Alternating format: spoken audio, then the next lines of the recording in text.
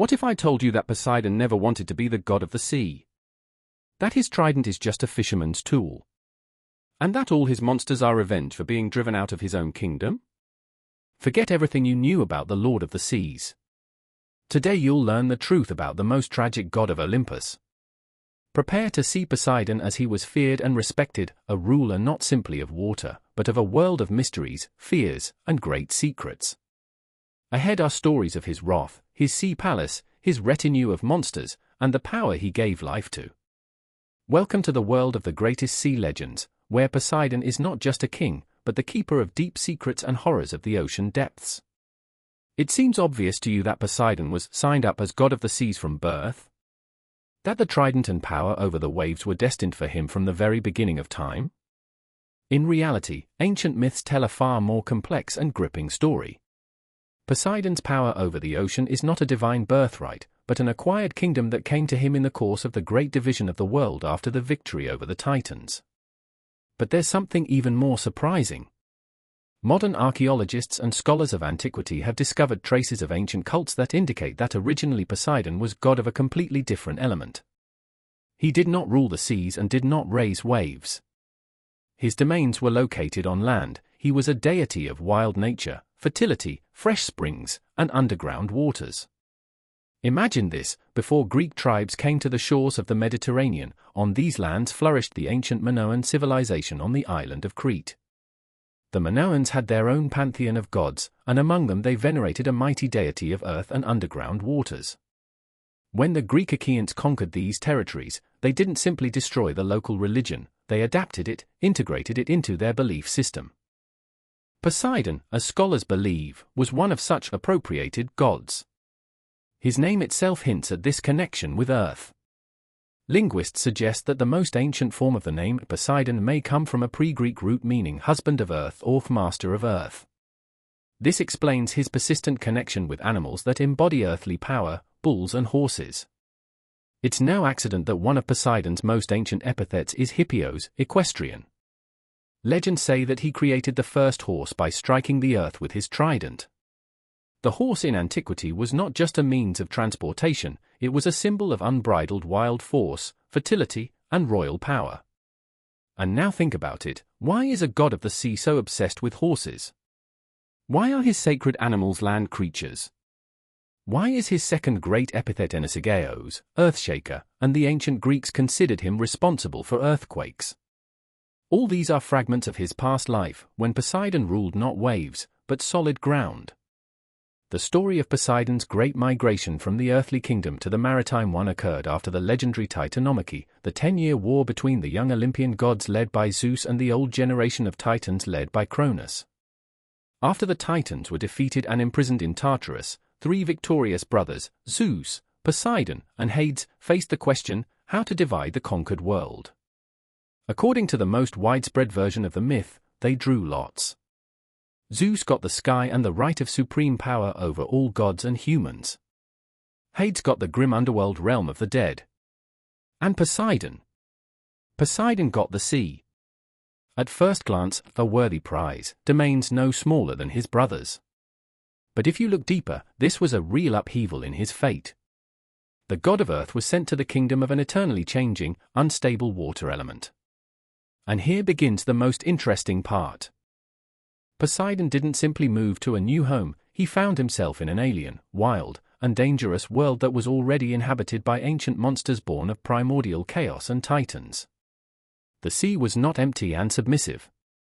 It harbored creatures that no Olympian had created or controlled. Sea serpents, giant squids, monstrous fish, malicious storm spirits, all this came to Poseidon as a bonus to his new kingdom. Perhaps it was precisely this forced exile to an alien kingdom that bred his famous wrath. Poseidon in myths is one of the most hot-tempered and vengeful gods of Olympus. He does not forgive insults, sends monsters upon those who offended him, and constantly tries to expand his influence on land, entering into conflicts with other gods for patronage over cities. These are not just character traits, this is the reaction of an exile who once ruled the earth and now is forced to content himself with the sea. His palace on the bottom of the Aegean Sea, described in myths, was built of gold and precious stones, but it remained forever underwater, a place where no mortal and only a few gods could visit him. In a sense, Poseidon became the loneliest of the great gods, separated from the world of humans and land by an impenetrable water column. And this is precisely the key to understanding his character and all the legends about sea monsters associated with him. Poseidon is a god exile, a forced king of an alien kingdom who could never fully tame the element that fell to him. His power over the sea was absolute in theory, but in practice the depths remained untamed, full of ancient horrors and secrets. And it is precisely this contradiction between the title of almighty ruler and the reality of eternal struggle with an unpredictable element that makes him one of the most tragic and at the same time frightening deities of the Greek pantheon. After the victory over the Titans, the Olympian brothers drew lots: who would get the sky, who the underworld, and who the sea. This was not just a division of territories, this was a moment that determined the fates of gods for millennia to come. And for Poseidon, this moment became a point of no return. Imagine the scene: 3 victorious brothers stand on the summit of Olympus, having just overthrown the Titans and imprisoned them in Tartarus. The world is at their feet, and now they must decide who will rule what. According to the most common version of the myth, they cast lots. Zeus, the eldest and most cunning, got the sky and supreme power over all that exists. He became king of gods and humans, his throne located at the highest place, on the summit of Mount Olympus, from where he could see and control everything happening. Hades got the underworld, the kingdom of the dead, grim but stable and eternal. And Poseidon got the sea. At first glance, not a bad prize. The sea occupies most of Earth's surface, it's full of life and riches. But if you dig deeper, it becomes clear, this was the most difficult and dangerous lot of all 3. Why? Because the sea was not an empty canvas on which one could create an ideal kingdom. It was already filled. Unlike the sky, which Zeus could shape at his will, and the underworld, which Hades gradually ordered and turned into his flawless dark empire, the sea was chaotic, wild, and inhabited by ancient forces. This was territory that the Olympians conquered but never fully subdued. In its depths lurked creatures born in the age of chaos, long before the appearance not only of the Olympians but of the Titans themselves. The sea was home to primordial monsters, offspring of Gaia, Earth, and Pontus, primordial sea. These creatures recognized no authority, they were wild, unpredictable, and deadly dangerous. It was in these waters that Ceto and Phorcys dwelled, ancient sea deities, parents of an entire host of monsters, including the Gorgons, Gree, and Echidna, mother of all monsters. Here lurked giant sea serpents, krakens, enormous squids, and fish capable of swallowing a ship whole. Having received the sea as his domain, Poseidon found himself not so much a ruler as a zookeeper. His task was not simply to reign, but to constantly control, subdue, and when necessary, use these monsters for his purposes. And here begins the most interesting: Poseidon did not fight with this legacy of chaos. On the contrary, he learned to control it. In myths, Poseidon repeatedly demonstrates his ability to summon sea monsters, send them upon enemies, or use them as an instrument of punishment. He doesn't create them from scratch, they're already there, in the depths, waiting for his command. This makes his power unique and frightening. Zeus can hurl lightning, Hades can summon souls of the dead, but only Poseidon commands an army of ancient, uncreated horrors whose nature is incomprehensible even to other gods. But there was a flip side. This power was never absolute. The sea remained unpredictable. A storm could break out without warning, waves rose as if alive, monsters sometimes got out of control. Poseidon ruled the sea, but the sea was never fully his. It retained its primordial wildness, its connection with chaos. And that's precisely why ancient Greeks, even while honoring Poseidon, feared him more than any other Olympian. Sailors, setting out to sea, brought him sacrifices not out of gratitude but out of fear. They knew, one moment of the god's wrath is enough, and something terrible will rise from the depths. Cetus, a huge sea monster with teeth the length of a human arm. Scylla, a 6-headed creature grabbing sailors right off the deck. Charybdis, a giant whirlpool sucking in whole ships. All this was part of Poseidon's kingdom, his subjects and his weapons. It's also interesting that Poseidon never tried to cleanse his kingdom of these monsters to make it safe and ordered. Perhaps because he understood it's impossible. The sea by its nature is a changeable and dangerous element. Remove monsters from it, and you strip it of its essence, its power. Or perhaps because these monsters were the only guarantee that his kingdom would remain impregnable to other gods and mortals. As long as the depths teemed with horrors, no one dared challenge the Lord of the Seas. Thus the sea became not just Poseidon's territory, but a true runway of monsters, an arena where ancient monsters remained living witnesses of that era when the world was not yet ordered, when chaos ruled. And Poseidon, the god exile, accepted this reality. He became not just king of the waves, but also lord of the nightmares hidden beneath their surface. This made him one of the most powerful, but also one of the loneliest and most misunderstood gods of Olympus. Have you ever wondered why the main symbol of the Lord of the Seas is a trident? After all, if he's such a mighty god, why wouldn't he choose something more impressive, a sword of pure light or a staff of precious stones? What if I told you that Poseidon's trident was originally the most ordinary fisherman's tool? And that precisely this simplicity makes it even more frightening? Let's figure it out. The trident, or in Greek triana, is a fishing spear that fishermen used for catching large fish. 3 sharp prongs capable of piercing slippery scales and holding even the strongest catch. Simple, utilitarian, lethally effective tool. But in the hands of a god, this spear turned into something completely different, into a weapon of incredible destructive force. According to myths, Poseidon's trident was forged by the Cyclopes, those same one-eyed giant blacksmiths who also created lightning for Zeus and the cap of invisibility for Hades. They endowed the trident with magical properties, transforming a simple fishing tool into a divine weapon. And here begins the most interesting. What exactly could it do? The first and most obvious, the trident could control water. Poseidon struck it against the sea surface, and waves rose to the heavens. A storm could be called up with one swing, and giant tsunamis crashed upon shores when the god came into fury. But that wasn't all. The trident could split rocks and islands.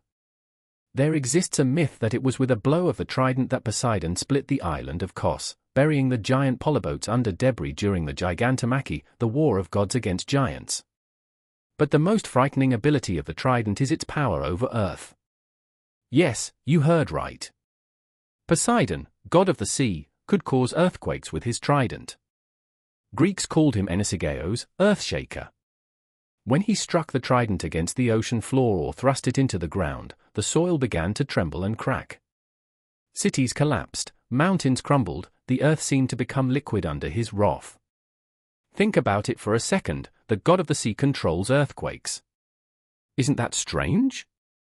After all, earthquakes are an element of earth, not water. But this is precisely where the solution to his true nature lies, which we talked about earlier. Poseidon remembered that he was once a god of earth, and the trident gave him the ability not to forget this. This was his weapon of revenge, the instrument with which he could remind everyone that land was also once in his power. And here's a wow fact that will make you look at this symbol in a new way: the trident could not only destroy but also create. Legends tell that Poseidon struck the trident against a rock in Athens, and a spring gushed from it. True, the water in it turned out to be salty. This was his gift to the city in the dispute with Athena for patronage over Attica. It's also interesting how ancient Greeks depicted the trident in art. It was never decorated or ornamental. No precious stones, gold inlay, or complex patterns. It's always a simple, crude, functional tool, 3 sharp prongs on a long handle. This simplicity made it even more terrifying. This was a weapon created not for beauty but for work. And this work was cruel. So yes, Poseidon's trident is a fisherman's tool. But what kind of fisherman? One who catches not fish but entire ships, cities, and people's fates. One who with a single swing can turn a calm sea into a boiling cauldron of fury or split the earth under the feet of those who dared offend him. This is a tool that reminds us, behind the majestic image of the god of the seas hides a primordial, merciless force that knows no mercy. Among all myths about Poseidon, there's one that particularly vividly demonstrates his character: the dispute for patronage over Attica, the land on which subsequently grew the greatest city of antiquity, Athens. This is a story not about noble competition but about a real attempt to seize power that ended for the god of the seas in humiliating defeat and an explosion of fury. Imagine a time when Attica was still a young land, just beginning its ascent to glory. The gods of Olympus saw its potential and wanted to become its patrons. But the right to this had to be earned. And so Poseidon and Athena, goddess of wisdom and strategy, entered into a dispute before an assembly of gods and mortals. Each had to present a gift to the city, and the inhabitants would choose whose gift proved more valuable. Poseidon acted first. He raised his mighty trident and struck it forcefully against the rock of the Acropolis. The earth shuddered, the stone split, and from the crack gushed a powerful water spring. It was an impressive sight. The god of the sea literally created new life from stone. But when people came to taste the water, their faces twisted with disappointment. The water was salty, unfit for drinking. According to some versions of the myth, a horse also appeared from the spring, a magnificent animal, symbol of strength and war. This was a gift of might, a gift of military superiority. Then came Athena's turn. She didn't demonstrate brute force. Instead, the goddess simply touched the ground with her spear, and in that spot an olive tree grew. A modest gift compared to Poseidon's spectacular spring. But the olive tree meant far more: oil for food and lamps, wood for construction, a symbol of peace and prosperity. This was a gift of wisdom and long-term benefit. The inhabitants of Attica and the gods watching the dispute made their choice. They chose Athena. The city was named in her honor, Athens. And here's where the most interesting began. Poseidon did not accept defeat with dignity. He flew into a rage. The god of the sea brought down a terrible curse upon Attica. He flooded the Thriasian plain, fertile lands that fed the population. Salt water poured onto fields, destroying crops and turning flourishing lands into an unusable swamp. This was the revenge not of a warrior but of an offended tyrant who couldn't accept being rejected in favor of a rival. Poseidon's vindictiveness became legendary precisely after this episode. But the story didn't end there. According to some versions of the myth, the Athenians, to appease the enraged god, were forced to take harsh measures. The women of Athens, who for the most part voted for Athena, were deprived of the right to vote in the future. Their children could no longer bear the mother's name. This was punishment not from Poseidon directly, but the result of fear of his wrath.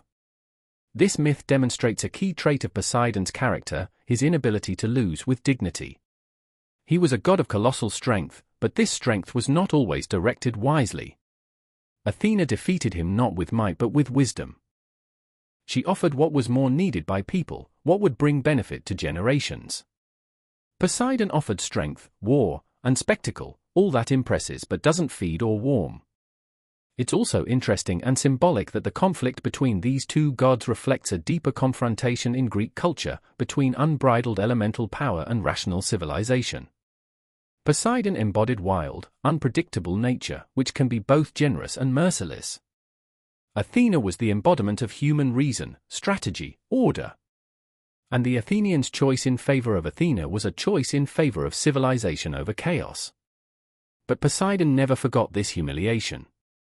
In later myths we see how he continues to interfere in Athens' affairs, sometimes helping but more often creating problems. This was his quiet, constant revenge, a reminder that even the great city of wisdom cannot completely avoid the wrath of the sea. The lesson of this story is simple: Poseidon did not tolerate refusals. His ego was as enormous as his kingdom. And each time someone dared reject him or prefer someone else, the god of the sea brought down upon them all the might of his resentment. This made him one of the most dangerous gods for mortals, because his wrath could overtake you not for a crime but simply for making a choice not in his favor.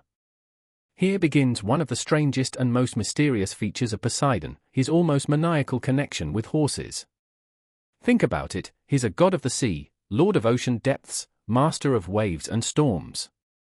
It would be logical to expect that his sacred animals would be dolphins, whales, or at least seahorses. But no. Poseidon's main sacred animal is an ordinary land horse. One of Poseidon's most ancient epithets is hippios, which translates as equestrian. In some regions of Greece, he was worshipped precisely in this form, and sacrifices included not sea creatures but horses. This is such a persistent association that in Greek art Poseidon was often depicted not only with a trident but also surrounded by horses or in a chariot drawn by hippocampi, creatures with a horse's body and fish tail. But where did this strange connection come from? Legend has it that Poseidon created the first horse. There are several versions of this myth. According to one, during the dispute with Athena for patronage over Attica, he struck the trident against the earth, and from there leaped out a magnificent war horse, a powerful animal embodying speed, strength, and belligerence. According to another version, Poseidon created the horse much earlier, simply experimenting with his power, trying to create the most beautiful animal on earth. The horse in the ancient world was not just transportation. This was a symbol of status, wealth, and military might. Only aristocrats could own horses. Chariots drawn by horses decided the outcome of battles. The horse embodied the wild, unbridled energy of nature, an incredibly strong, fast animal, yet amenable to training. And Poseidon, having created it, as if transferred part of his elemental essence onto land. It's interesting that the horse perfectly reflects Poseidon's own character. This is an unpredictable animal, calm and obedient one moment, enraged and dangerous the next. Just as the sea can be quiet and mirror-like in the morning and by noon turn into a boiling cauldron of fury. Horses stamp their hooves, raising a rumble that resembles the roar of waves against shore. They move in herds, as waves move in groups during a storm. Even their mane, flowing while running, resembles the foamy crests of sea swells. Horses also served Poseidon in his underwater kingdom. Hippocampi, seahorses with fish tails, pulled his golden chariot across the seabed and over the waves. When the god emerged from his palace, the waves parted before him, and sea creatures accompanied his cortege. This was a spectacle simultaneously majestic and frightening, a god in a chariot racing across the sea surface, surrounded by dolphins, nereids, and sea monsters. Poseidon's connection with horses also explains why earthquakes in antiquity were called the wrath of the horse god. Greeks believed that underground, in deep caves, Poseidon keeps huge wild horses that strike their hooves against stone vaults. And when these horses begin to get restless, the earth shudders. This was an attempt by the ancients to explain a natural phenomenon through images understandable to them, and the image of an enraged herd in the underground was incredibly vivid and memorable. Thus the horse became a connecting link between Poseidon's two hypostases, god of the sea and ancient god of earth.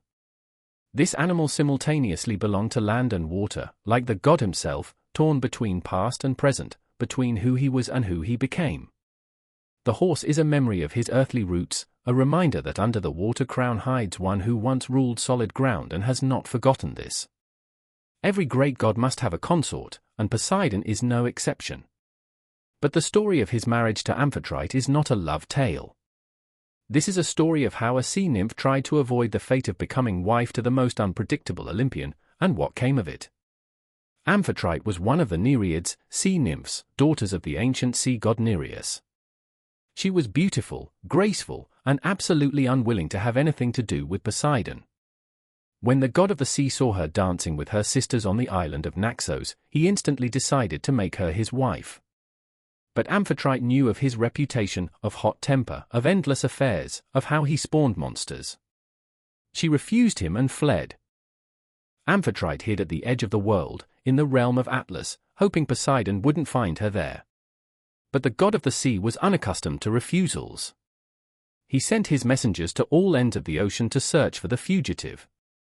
And a dolphin found her, one of Poseidon's emissaries. The dolphin was eloquent, persuasive, promised that Poseidon would change, that she would become queen of all seas. Amphitrite eventually agreed. But was this a choice or capitulation before the inevitable? Myths are silent. The marriage took place, and Amphitrite indeed became queen of the seas. She was depicted next to Poseidon in his golden chariot drawn by hippocampi.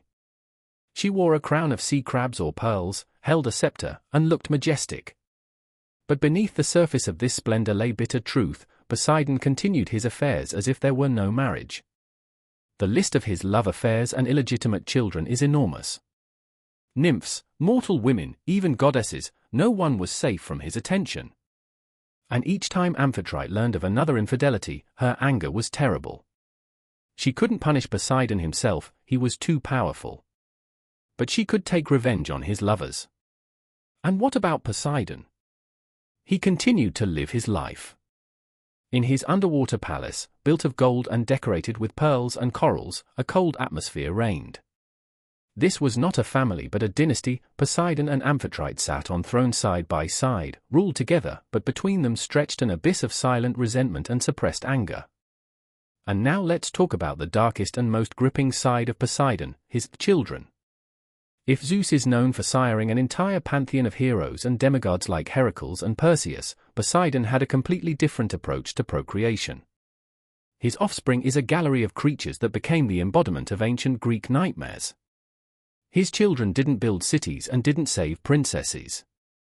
They terrorized coasts, devoured sailors, and instilled horror with their very appearance. Let's start with the most famous, the Cyclops Polyphemus. Remember this one-eyed giant from Homer's Odyssey? The very one who locked Odysseus and his men in a cave and began methodically devouring them. Well, this was the son of Poseidon by the nymph Thoosa. Polyphemus lived in a cave on the island of Cyclopes, herded sheep, and absolutely ignored the laws of hospitality, the most sacred principle of Greek culture. He was wild, cruel, and recognized neither the authority of gods nor humans. When Odysseus blinded Polyphemus to escape, the Cyclops prayed to his father. And Poseidon heard. He brought down such a curse upon Odysseus that the hero couldn't return home for 10 years, lost all his companions, and nearly died himself. This shows not only Poseidon's vindictiveness but also his deep, almost blind love for his monstrous offspring. He didn't care that Polyphemus violated sacred laws and devoured people. All that mattered was that someone dared offend his son. The list continued, Antaeus, the invincible giant, building a temple from the skulls of the defeated Orion, boasting he would eliminate all animals on earth, Siren, throwing travelers off cliffs. All of them were embodiments of brute force without a drop of morality. A question arises, why were Poseidon's children like this? Is this chance or pattern? Myths give us a hint. Poseidon himself was a god of wild element, unpredictable and furious. His nature was passed to his offspring. Where Zeus spawned heroes, defenders of order, there Poseidon spawned monsters, agents of chaos. His children were a continuation of his own essence, living manifestations of that dark, unbridled force that he could never fully control even in himself. The story of the conflict between Poseidon and Odysseus is one of the brightest examples of how vindictive and unforgiving the god of the sea could be. 10 years of wandering, death of all companions, encounters with deadly monsters and sorceresses, all this was the result of one mortal daring to defend himself and his people from a monster who turned out to be Poseidon's son. It all began after the fall of Troy. Odysseus, king of Ithaca, one of the greatest heroes of the Trojan War, set off home with his fleet. It seemed all the worst was behind, the war won, time to return to family. But fate disposed otherwise. A storm drove Odysseus' ships to the island of Cyclopes, and the hero decided to land to replenish supplies. In one of the caves they discovered huge stores of cheese and milk, but there was no owner.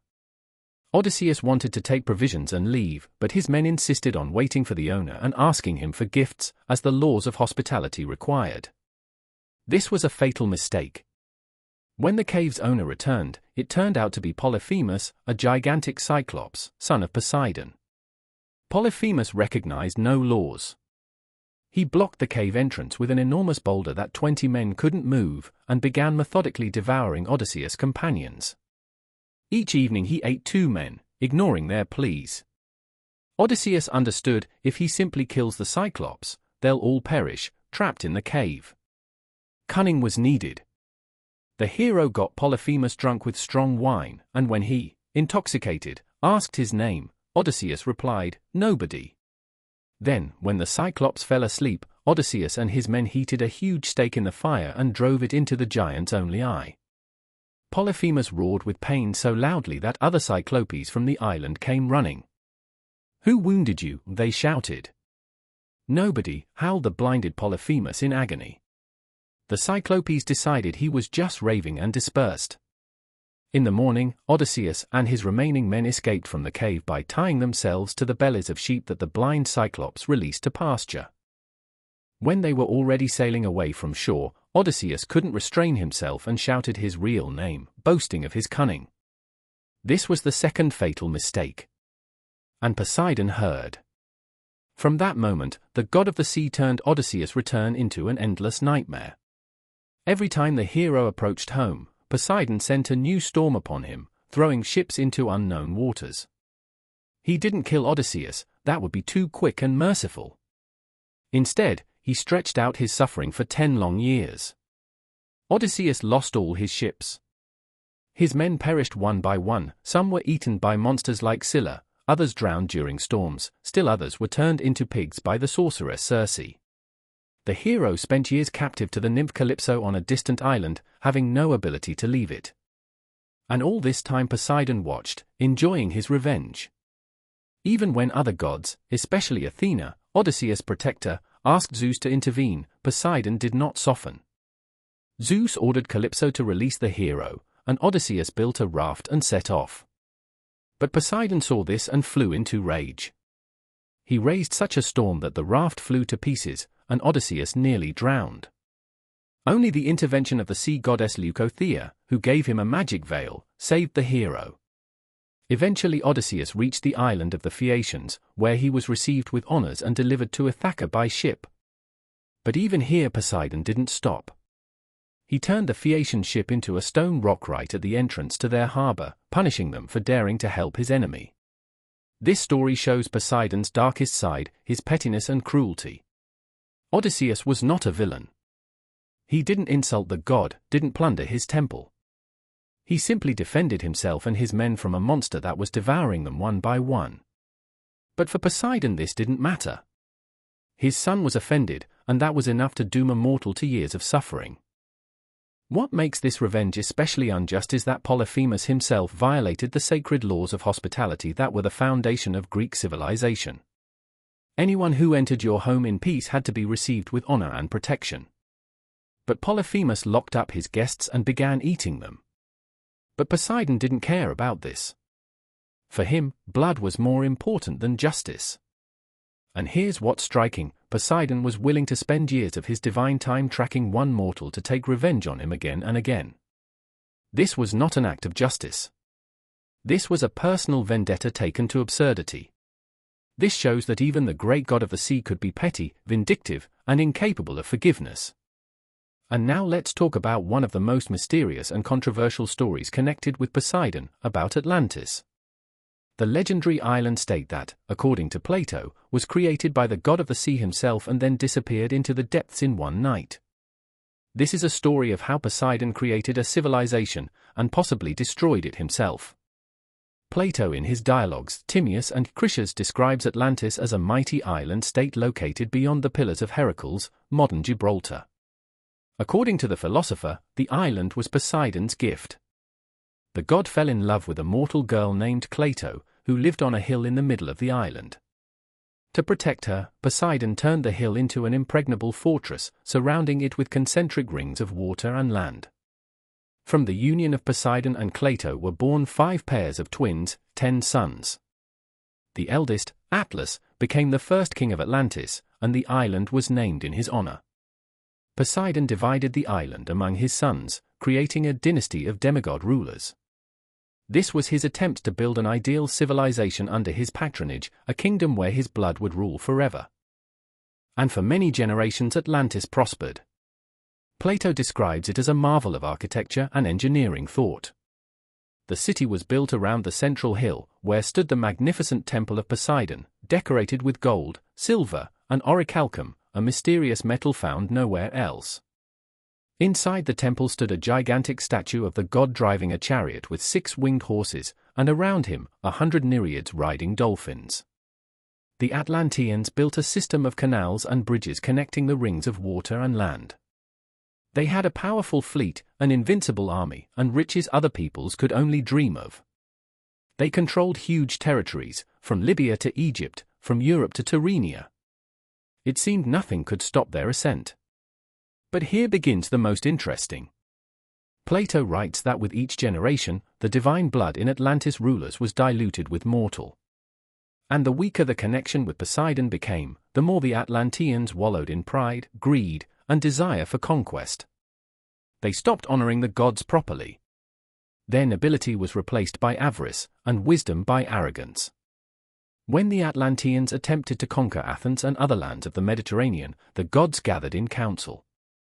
Zeus, seeing the decline of the once noble people, decided they must be punished. And here arises the question, what role did Poseidon play in this?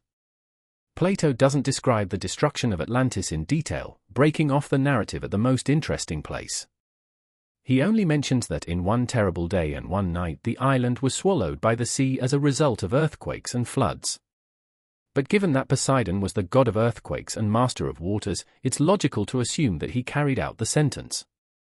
Imagine this scene, an island that the god of the sea created for his beloved, a civilization founded by his own children, magnificent temples where he was worshipped, all this plunges into the depths with one strike of his trident. An earthquake splits the island, waves as high as mountains crash upon cities, and in a few hours nothing remains of great Atlantis except churning water and debris sinking into the abyss. Atlantis became a symbol that even the greatest creations of gods are fragile and vulnerable before their very wrath. That the sea, having given life to civilization, can take it back without warning. And that Poseidon, creator and destroyer, always remained a god unpredictable, dangerous, and absolutely uncontrollable. We've come a long way through the salty waters of Greek mythology, and now it's time to gather all the fragments of this mosaic together. Who is he really, Poseidon? A cruel tyrant of the ocean depths or a tragic god forever cut off from the world he once ruled? If we put together everything we've learned, before us stands an incredibly complex figure. Poseidon began as a god of earth and springs, ruled over solid ground and fertility. But the great division of the world after victory over the Titans changed everything. He got the sea, a kingdom that was simultaneously magnificent and cursed. Magnificent, because it occupied most of the world. Cursed, because it was full of ancient monsters and chaos that he never could fully tame.